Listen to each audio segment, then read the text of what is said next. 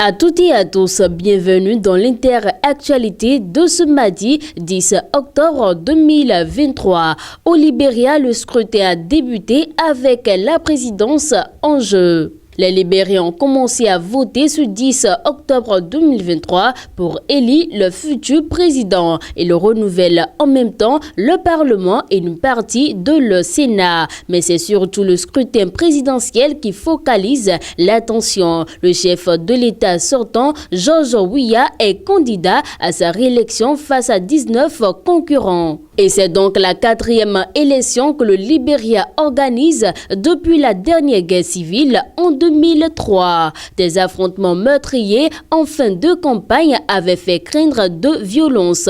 Mais pour l'instant, le vote se déroule dans le calme. Depuis ce mardi matin, des centaines de Libériens se pressent ainsi à l'entrée des bureaux de vote sous le soleil. Certains sont arrivés avant même l'ouverture, désireux d'exercer le devoir constitutionnel. Ils doivent partager 20 candidats dont 3 font figure de favoris. Le président sortant Georges Weah, l'ancien vice-président qui cherche sa revanche après sa défaite en 2017 contre le même Weah, et enfin l'homme d'affaires Alexander Cummings. Chaque candidat cherche à protéger le vote de ses propres électeurs. Dans ce but, des observateurs ont été placés dans les bureaux de vote pour surveiller le déroulement du scrutin. Si aucun incident n'a été signalé dans le comté de Montserrado, dans le nord-ouest du pays, la commission électorale a dû d'abord fermer l'un des bureaux pour ensuite le déplacer dans un autre quartier sans explication aucune.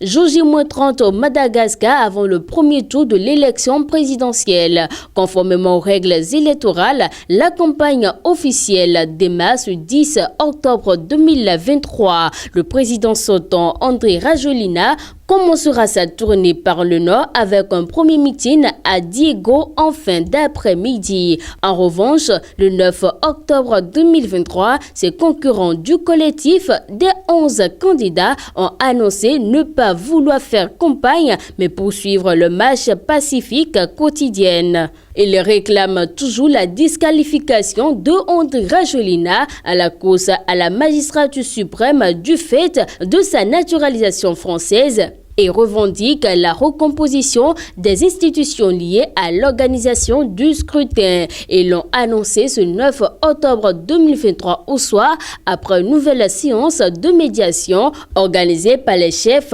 d'église.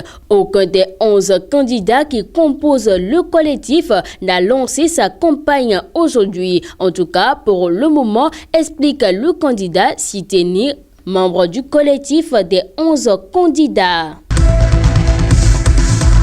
Au Rwanda, l'ONG Human Rights Watch a accusé ce mardi les autorités rwandaises d'être responsables de meurtres, passage à tabac et enlèvement de dissidents à l'étranger et appelé la communauté internationale à lutter contre cette répression extraterritoriale. Human Rights Watch, qui se concentre sur des abus documentés depuis 2017, s'est entretenu dans ce dossier avec plus de 150 personnes, notamment en France, en Afrique du Sud et aux États-Unis. Depuis mai 2021, affirme l'organisation, au moins 3 Rwandais ont été tués ou ont disparu dans des circonstances suspectes, tandis que 2 autres ont survécu à des tentatives d'enlèvement au Mozambique, dont Salemon Mazia, décrit par un ami comme très critique du gouvernement rwandais. Cet homme d'affaires et footballeur qui avait le statut de demandeur d'asile a été tué à son domicile dans le nord du pays en juin 2022. Salemon Mazia, qui a été poignardé à plusieurs reprises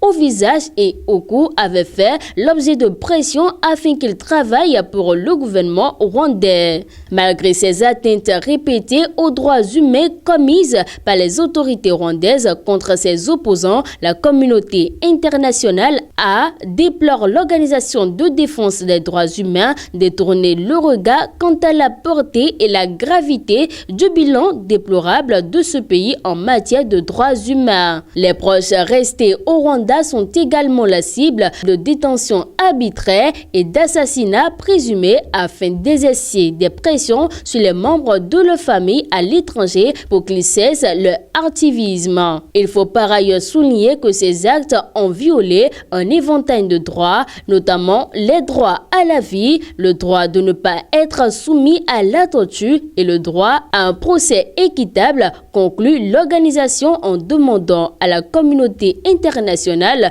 de lutter contre cette répression extraterritoriale.